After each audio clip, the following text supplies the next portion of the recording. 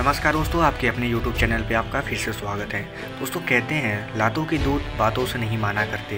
दरअसल ये बात हमारे पड़ोसी चाइना पे बिल्कुल फिट बैठती है, क्योंकि दोस्तों आपको याद होगा 15 जून की वो बात जब गलवान वैली में भारत और चाइना के सैनिकों के बीच में एक फ़ाइट हुई थी, जिसमें भारत ने भी अपने करीब 20 जवान खोए थे और चाइना ने भी खोए थे। लेकिन इसके बाद भारत और चाइना के बीच में आर्मी लेवल की कई बैठकें हो चुकी हैं, जिसके कोई भी रिजल्ट सामने अभी तक नहीं आए हैं और न ही आने की कोई उम्मीद दिख रही है। लेकिन उसके बावजूद भी चीन इस बात को समझ नहीं रहा कि आखिर भारत का मूड क्या है और भारत इस समय क्या करने के मूड में है। इसी को नज़रअंदाज करते हुए चीनी सैनिकों ने एक बार फिर भारत की सीमा में एंटर किया और भारत के लोकल नागरिकों से, यानी कि जो गलवान वैली के आसपास लोग रहते हैं लद्दाख के एरिया में, वहाँ के सैनिकों से उन्होंने फिर से झगड़ा लड़ाई की। जिसके बाद इस बार नतीजा थोड़ा उल्टा था।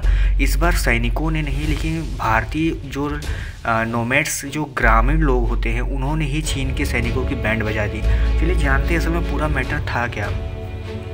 दरअसल वो एरिया जहाँ पे ये घटना घटी वह आपको बता दें चैंगथांग विलेज था, जो कि न्योमा में पड़ता है। और वहाँ पे तिब्बतियन रिफ्यूजीज़ जो कि भारत में एक लंबे समय से रह रहे हैं, वहाँ पर वो अपने जानवरों को चराने जाया करते थे।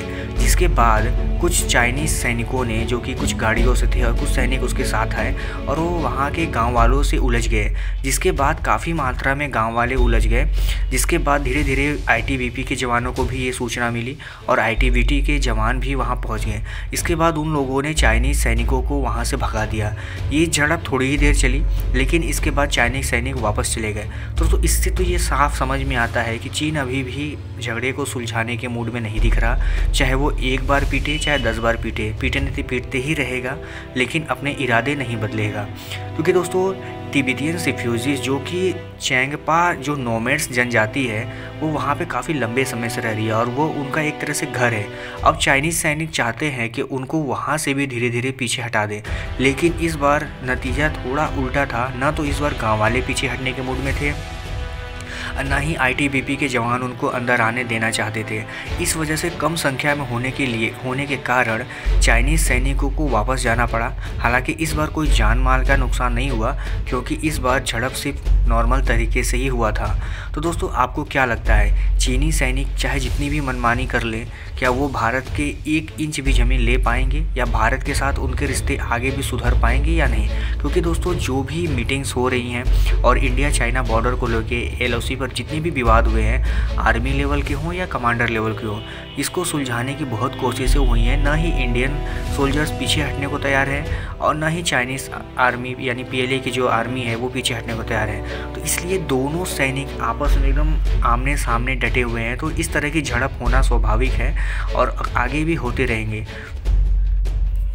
दोस्तों आपको एक बात और बता दें कि PLA की जो आर्मी है उसकी हालत इस समय बहुत ख़राब है, क्योंकि अभी PLA के एक रिपोर्ट के अनुसार जैसे जैसे लद्दाख के एरिया में ठंड बढ़ रहा है, वहाँ PLA की जो आर्मी है उसके पास जो डेली नीड्स के रिसोर्सेज होते हैं उनकी बड़ी कमी है। ना ही उनके पास अच्छे खाने हैं, ना ही उनके पास अच्छे विंटर के लिए कपड़े हैं। हालांकि भारतीय आर्मी जो वहाँ लद्दाख एरिया में डटी हुई है उसको काफ़ी हद तक सपोर्ट अमेरिका का है, क्योंकि उनको जितने भी ठंडी से बचने के इक्विपमेंट्स होते हैं या गियर्स होते हैं उनको अमेरिकन सोल्जर से प्रोवाइड किया जा रहा है। इसलिए भारत वहाँ पे बहुत अच्छे कंडीशन में दिखाई दे रहा है। इसलिए दोस्तों मेरा मानना है कि भारत को अभी भी वैसे ही डटे रहना चाहिए, क्योंकि चाइनीज़ आर्मी काफ़ी कठिन परिस्थितियों से वहाँ गुजर रही है। हो सकता है कि चाइना के रुख आने वाले समय में थोड़े नरम से दिखाई दे, क्योंकि उसको ज़्यादा लंबे समय तक सर्वाइव कर पाना चाइना के लिए भी काफ़ी मुश्किल बात होगा।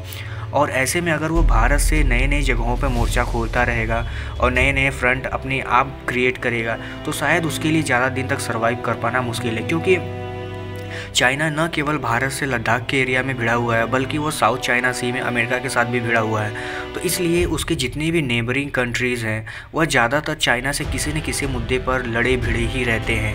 तो मेरा मानना तो दोस्तों ये है कि भारत को अभी भी एकदम सख्त रुख अभी भी दिखाना चाहिए। चाहे वो चीन की आर्मी चाहे जैसे भी ट्रीट करे, भारत को बिल्कुल वैसे ही रिटेलिएट करना चाहिए। आपका क्या मानना है दोस्तों, भारत की आर्मी के इस तरह के जो कारनामे होते हैं क्या आपको अच्छा लगता है? आप अपनी राय मुझे ज़रूर कमेंट बॉक्स में बताएं। और आप हमारे चैनल पर अगर पहली बार आ रहे हैं तो हमारे चैनल को सब्सक्राइब कर लीजिएगा, क्योंकि हम इंडियन आर्मी से रिलेटेड रोज़ ऐसी ही वीडियोस लाते रहते हैं। फिर कल मिलते हैं किसी और टॉपिक के साथ किसी और वीडियो में। तब तक के लिए धन्यवाद।